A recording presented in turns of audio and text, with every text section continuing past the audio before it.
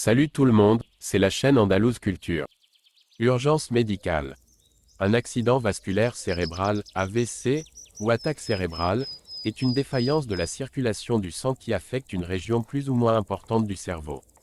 Il survient à la suite de l'obstruction ou de la rupture d'un vaisseau sanguin et provoque la mort des cellules nerveuses, qui sont privées d'oxygène et des éléments nutritifs essentiels à leur fonction. Chez la majorité des gens, il n'y a pas de signe précurseur d'une crise. Toutefois, plusieurs facteurs de risque peuvent être surveillés. Les AVC ont des conséquences très variables. Plus de la moitié des gens en gardent des séquelles. Environ un individu sur 10 récupère complètement. La gravité des séquelles dépend de la région du cerveau atteinte et des fonctions qu'elle contrôle. Plus la région privée d'oxygène est grande, plus les séquelles risquent d'être importantes. À la suite d'un AVC, certaines personnes auront de la difficulté à parler ou à écrire, aphasie, et des problèmes de mémoire. Elles pourront aussi être atteintes d'une paralysie plus ou moins importante du corps. Urgence médicale. Lorsque les cellules nerveuses sont privées d'oxygène, ne serait-ce que pendant quelques minutes, elles meurent, elles ne se régénéreront pas. Aussi, plus les délais entre l'AVC et la prise en charge médicale sont courts, plus le risque de séquelles graves s'amenuise. Quels que soient les dommages causés par la privation d'oxygène, le cerveau a une certaine capacité d'adaptation. Des cellules nerveuses saines réussissent parfois à prendre la relève des cellules mortes si elles sont stimulées par divers exercices. Cause. L'athérosclérose, c'est-à-dire la formation de plaques de lipides sur la paroi des vaisseaux sanguins, est l'une des principales causes de l'accident vasculaire cérébral. L'hypertension artérielle est aussi un facteur de risque important. Avec le temps, la pression anormale exercée par le sang sur la paroi des vaisseaux sanguins peut provoquer leur rupture. La rupture d'une artère du cerveau peut être facilitée par la présence d'un anévrisme. L'anévrisme est un gonflement d'une petite section d'une artère, en raison d'une faiblesse de la paroi. Il n'est pas toujours possible de déterminer la cause exacte d'un AVC. Il est important, cependant, que les médecins la recherchent en procédant à divers examens afin de réduire le risque de récidive. Prévalence. Grâce aux avancées en matière de prévention, la prévalence des AVC a considérablement diminué au cours des dernières décennies. Depuis les années 1990, elle semble toutefois se stabiliser. Encore aujourd'hui, au Canada, plus de 50 000 personnes subissent un AVC chaque année et environ 14 000 en meurent. Si les AVC sont plus rares que les crises cardiaques, ils représentent tout de même la troisième cause de mortalité au pays et sont un facteur important d'incapacité. Les 3/4 des AVC surviennent chez des gens âgés de 65 ans et plus. Au Canada et en Amérique du Nord, en général, ils touchent plus les femmes que les hommes. De jeunes enfants peuvent aussi en souffrir, mais cela se produit rarement. Type. On distingue 3 types d'accidents vasculaires cérébraux. Les 2 premiers sont causés par le blocage d'une artère cérébrale, accident ischémique. Ils sont les plus fréquents et représentent environ 80% des AVC. Le troisième est causé par une hémorragie cérébrale, accident hémorragique. La thrombose cérébrale, elle représente de 40% à 50% des cas. Elle se produit quand un caillot sanguin se forme dans une artère cérébrale, sur une plaque de lipides, athérosclérose. L'embolie cérébrale, elle représente environ 30% des cas. Comme dans le cas de la thrombose, une artère cérébrale est bloquée. Cependant, ici, le caillot qui bloque l'artère s'est formé ailleurs et a été transporté par la circulation sanguine. Il provient souvent du cœur ou d'une artère carotide, dans le cou. L'hémorragie cérébrale, elle représente environ 20% des cas, mais c'est la forme d'AVC la plus grave. Souvent causée par une hypertension de longue date, elle peut aussi résulter de la rupture d'une artère du cerveau, là où se situe un anévrisme. En plus de priver une partie du cerveau d'oxygène, l'hémorragie détruit d'autres cellules en exerçant de la pression sur les tissus. Elle peut se produire au centre ou à la périphérie du cerveau, tout juste sous l'enveloppe crânienne. Parmi les autres causes, plus rares, d'hémorragie cérébrale figurent les crises d'hypertension, une hémorragie dans une tumeur cérébrale et des problèmes de coagulation sanguine. Il peut arriver que l'obstruction d'une artère cérébrale ne soit que temporaire et qu'elle se résorbe naturellement, sans laisser de séquelles. On appelle ce phénomène accident ischémique transitoire, ou mini-AVC. Les symptômes sont les mêmes que ceux d'un vrai AVC mais, ils disparaissent en moins d'1 heure. Un mini-AVC est un signal d'alarme à prendre au sérieux, il peut être suivi d'une attaque cérébrale parfois plus grave au cours des 48 heures suivantes. Il est donc important de consulter un médecin au plus tôt. Les symptômes de l'accident vasculaire cérébral. Un AVC peut causer une paralysie ou une perte de conscience. Parfois, il se détecte grâce à l'un ou l'autre des signes suivants. Des étourdissements et une perte soudaine d'équilibre. Un brusque engourdissement, une perte de sensibilité ou une paralysie du visage, d'un bras, d'une jambe ou d'un côté du corps. De la confusion, une difficulté soudaine à s'exprimer ou à comprendre. Une perte soudaine de la vue ou une vision trouble dans un seul œil. Un mal de tête subit, d'une intensité exceptionnelle, accompagné parfois de vomissements. Tous les cas, on doit contacter les services d'urgence le plus rapidement possible. Les personnes à risque d'un accident vasculaire cérébral. Les personnes ayant déjà eu un accident ischémique transitoire, mini-AVC, ou un AVC. Les personnes atteintes d'un trouble cardiaque, anomalie d'une valve cardiaque, insuffisance cardiaque ou arythmie cardiaque, et celles qui ont récemment eu un infarctus du myocarde. La fibrillation auriculaire, une forme d'arythmie cardiaque, est particulièrement dangereuse, parce qu'elle amène le sang à stagner dans le cœur, cela entraîne la formation de caillots sanguins. Si ces caillots circulent jusqu'aux artères du cerveau, ils peuvent causer un AVC. Les personnes diabétiques. Le diabète contribue à l'athérosclérose et réduit la capacité de l'organisme à dissoudre les caillots sanguins. Les personnes qui souffrent de migraines. Les personnes atteintes d'apnée du sommeil. L'apnée peut entraîner une hausse de la pression sanguine et contribuer à la formation de caillots sanguins. Les personnes ayant un nombre élevé de globules rouges dans le sang, polyglobulie. Les personnes dont un proche parent a été atteint d'un AVC. Les facteurs de risque d'un accident vasculaire cérébral. Les deux facteurs principaux. L'hypertension, c'est le facteur de risque le plus important. La haute pression sanguine affaiblit la paroi des vaisseaux sanguins, y compris ceux du cerveau. L'hypercholestérolémie, un taux élevé de cholestérol LDL, abréviation du terme anglais low density lipoprotein, dit mauvais cholestérol, ou de triglycérides contribue à l'athérosclérose et au durcissement des artères. Les autres facteurs.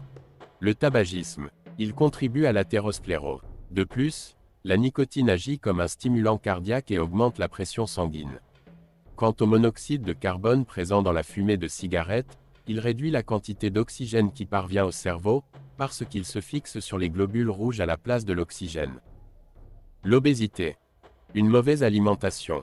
La sédentarité. Un stress chronique. L'excès d'alcool ou de drogue dure, comme la cocaïne. La prise de contraceptifs oraux, surtout dans le cas des femmes qui sont à risque et qui ont plus de 35 ans. L'hormonothérapie de remplacement administrée au moment de la ménopause, elle augmente légèrement le risque. Remarque, ces facteurs augmentent aussi les risques de souffrir d'une maladie coronarienne. La prévention de l'accident vasculaire cérébral. Peut-on prévenir? Selon le guide de prévention de l'accident vasculaire cérébral édité en 2011 par l'American Heart Association, les personnes ayant de saines habitudes de vie réduisent de 80% leur risque de subir un premier AVC par rapport à celles qui négligent les facteurs de risque. Mesures préventives de base. Adopter de saines habitudes de vie. Ne pas fumer. Éviter les excès d'alcool. Trouver le moyen d'intégrer des activités physiques dans son quotidien. Maintenir un poids santé. Faire de bons choix alimentaires. L'alimentation influe sur plusieurs facteurs de risque d'AVC. Des chercheurs ont passé en revue 375 études parues entre 1979 et 2004 afin de cerner le type d'alimentation qui contribue le mieux à prévenir les AVC. Selon leurs analyses, une alimentation pauvre en sel, moins de 1150 mg par jour, et riche en potassium et en magnésium abaisse la tension artérielle et, de ce fait, contribue à prévenir les AVC. Une alimentation riche en fruits et en légumes fournit généralement des quantités adéquates de potassium. Les céréales entières, les noix, les graines, les légumineux et les légumes à feuilles vert foncé sont de bonnes sources de potassium. Les études montrent que les personnes qui consomment environ 10 portions de fruits et de légumes par jour, qui privilégient les céréales à grains entiers et qui mangent de 1 à 2 portions de poisson gras par semaine courent moins le risque de souffrir d'un AVC. Changer de méthode contraceptive si c'est nécessaire. Les femmes de plus de 35 ans qui prennent une pilule contraceptive et qui sont considérées comme à risque parce qu'elles fument ou parce qu'elles ont une tension artérielle élevée, devraient opter pour une autre méthode contraceptive, comme un dispositif intra-utérin ou une pilule qui ne contient que de la progestérone. Se soumettre à des examens et à des traitements médicaux. Consulter son médecin à la fréquence recommandée par celui-ci. Lorsqu'un patient court un risque élevé d'avoir un AVC, le médecin peut écouter au stéthoscope le bruit de ses artères carotides. S'il soupçonne qu'une artère est touchée par l'athérosclérose, il recommande une échographie Doppler des carotides. Cet examen permet de connaître le degré de rétrécissement de l'artère. Surveiller régulièrement sa tension artérielle et, si on souffre d'hypertension, la traiter, même si elle est asymptomatique. Il s'agit du facteur de risque le plus important à contrôler. Une saine alimentation, il est important, entre autres, d'éviter la nourriture très salée, la pratique de l'exercice physique, une consommation modérée d'alcool et le fait de cesser de fumer sont quelques mesures qui contribuent à abaisser la pression sanguine. La prise de médicaments comme les diurétiques ou les bêta-bloquants est parfois nécessaire. Fréquence. La tension artérielle devrait être prise par le médecin au moment de l'examen médical périodique. Procéder régulièrement à un bilan des lipides sanguins. Prendre les mesures nécessaires pour corriger les anomalies.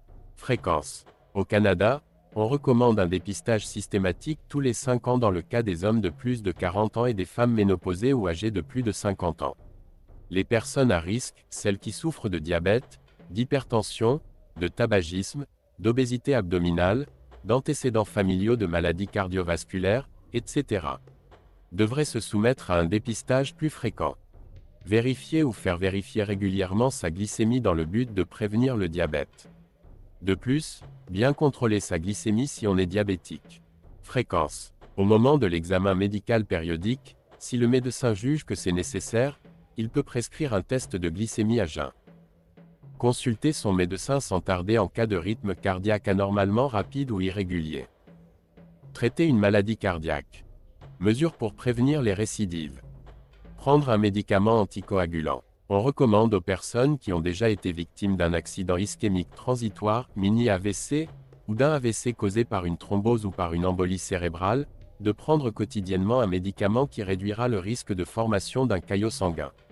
Il peut s'agir d'un anticoagulant comme la warfarine, Coumadin marque déposée, ou le dabigatran, Pradax marque déposée, ou d'un antiplaquettaire comme l'aspirine ou le dipyridamol, Agronox marque déposée.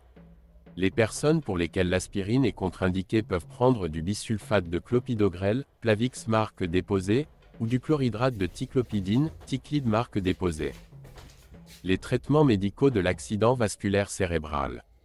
Important. Un accident vasculaire cérébral est une urgence médicale et nécessite un traitement immédiat, tout comme une crise cardiaque.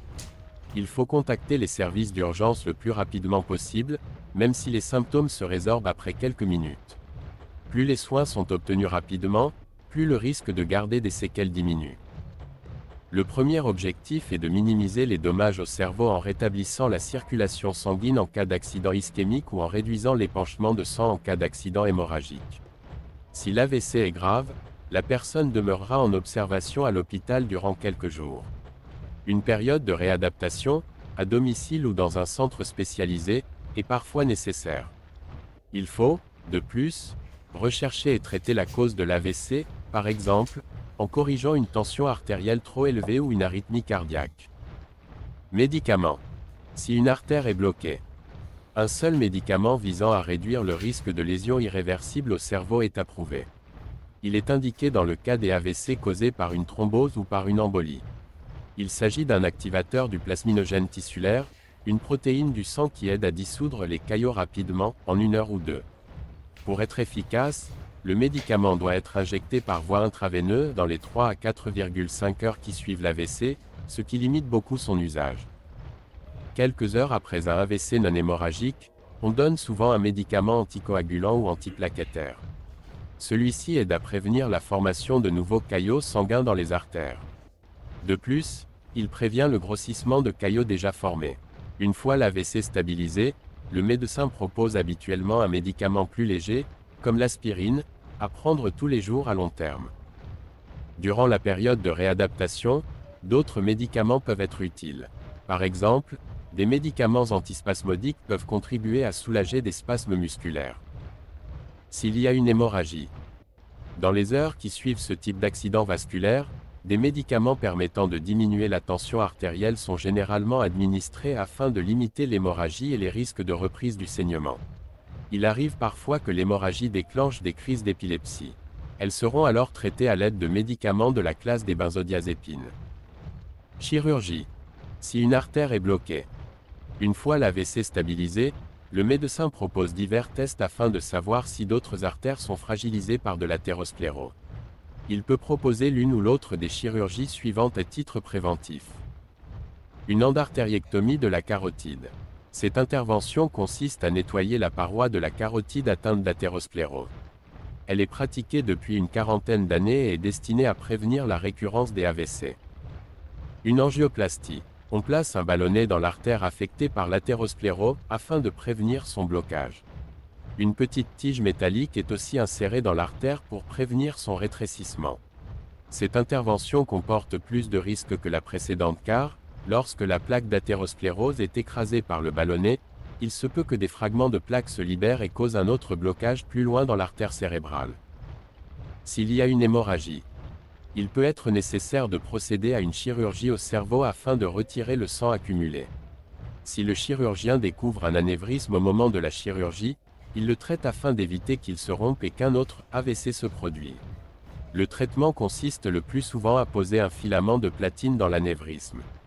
Un caillot de sang va ensuite se former autour de celui-ci et combler la dilatation du vaisseau sanguin. Remarque. Il peut arriver qu'un examen médical révèle la présence d'un anévrisme non rompu au cerveau. Selon le contexte, le médecin recommandera ou non une chirurgie préventive. Si le patient a moins de 55 ans, le médecin proposera en général cette chirurgie préventive. Si le patient est plus âgé, un choix doit être fait en tenant compte des avantages et des risques de l'opération. En effet, cette dernière expose le patient à un risque de séquelles neurologiques allant de 1% à 2%, et à un risque de mortalité d'environ 1%. De plus, davantage d'études sont nécessaires pour connaître l'effet réel d'une telle intervention sur la prévention des AVC. Réadaptation. La réadaptation vise, notamment, à entraîner les cellules nerveuses d'une partie non atteinte du cerveau à remplir des fonctions qui étaient remplies, avant l'AVC, par d'autres cellules nerveuses. Selon les besoins, les services de divers thérapeutes sont requis, une infirmière, un diététicien, un physiothérapeute, un orthophoniste, un ergothérapeute, un psychologue, un psychiatre, un travailleur social. Les approches complémentaires d'un accident vasculaire cérébral. En prévention. D'une manière générale, les mesures visant à réduire les facteurs de risque de l'AVC ont un rôle important à jouer dans sa prévention. Vous trouverez des informations plus spécifiques en consultant nos fiches hypertension et hypercholestérolémie, ainsi que notre dossier sur le stress. Qigong. D'après une synthèse d'études cliniques, les personnes hypertendues qui pratiquent le Qigong courent moins le risque de souffrir d'un accident vasculaire cérébral et d'en mourir. De plus, le Qigong diminue parfois l'hypertension et, ce faisant, il permet de réduire la médication visant à traiter l'hypertension. En traitement de soutien. Acupuncture. L'acupuncture est utilisée depuis des siècles en médecine traditionnelle chinoise, mais les études scientifiques sur le sujet ne font que débuter. En 2005, une revue systématique de 14 études cliniques s'est penchée sur l'effet de l'acupuncture sur 1208 patients ayant subi un AVC. Les séances d'acupuncture débutaient de 10 à 30 jours après l'accident et se déroulaient pendant 7 à 10 semaines. Les résultats obtenus indiquent que l'acupuncture peut exercer un effet bénéfique à long terme. Un an après leur AVC, les personnes ayant bénéficié de séances d'acupuncture avaient moins de risques de mourir que les personnes des groupes témoins ou placebo et elles couraient moins le risque de souffrir d'une perte d'autonomie. Une revue systématique parue en 2010 s'est concentrée sur 9 études traitant de la moxibustion utilisée comme traitement adjuvant durant la réadaptation. La moxibustion consiste à stimuler les points d'acupuncture avec une source de chaleur. Conclusion. Certaines études ont montré des bienfaits sur les fonctions motrices, d'autres non. Les auteurs ont souligné la qualité méthodologique déficiente des études, et par conséquent, la difficulté à se prononcer sur l'efficacité de cette méthode. Biofeedback. Quelques études suggèrent que le biofeedback par électromyographie, EMG, associé à la physiothérapie augmenterait la récupération fonctionnelle et la qualité de la démarche des patients. Toutefois, dans l'ensemble, les données concernant les bienfaits de cette technique sont pour le moment limitées. Reiki. Le Reiki pourrait apporter un soutien au cours de la réadaptation des victimes d'AVC. Les résultats d'une étude menée auprès d'une cinquantaine de volontaires ayant subi un AVC montrent une certaine amélioration de l'humeur et un regain d'énergie après une dizaine de séances de 30 minutes chacune. En revanche, aucun effet n'a été observé sur le développement de l'autonomie et sur le soulagement des états dépressifs. Visualisation et imagerie mentale. Selon une revue systématique publiée en 2010, la visualisation associée à la physiothérapie améliorerait la réadaptation des personnes ayant subi un accident vasculaire cérébral. De l'avis des auteurs, d'autres études sont nécessaires afin de préciser les apports de ces pratiques. Par ailleurs, 2 études cliniques de faible envergure ont rapporté une augmentation de la capacité fonctionnelle de patients ayant utilisé l'imagerie mentale. Méthode Feldenkrais. Le Dr Andrew Weil recommande qu'on pratique la méthode Feldenkrais en plus des traitements classiques durant la période de réadaptation qui suit un AVC. Cette approche aide le système nerveux à trouver de nouvelles voies pour compenser les dommages neurologiques. Pour l'instant, seules des études de cas indiquent qu'elle est utile dans le cadre d'une réadaptation. Elle aiderait aussi à retrouver le sens de l'équilibre et la coordination. Bien que les séances de Feldenkrais semblent sûres dans la plupart des cas, les personnes qui veulent y recourir devraient en discuter d'abord avec leur médecin traitant. Technique de relaxation. La respiration profonde ou toute autre technique de relaxation employée régulièrement aide à évacuer le stress.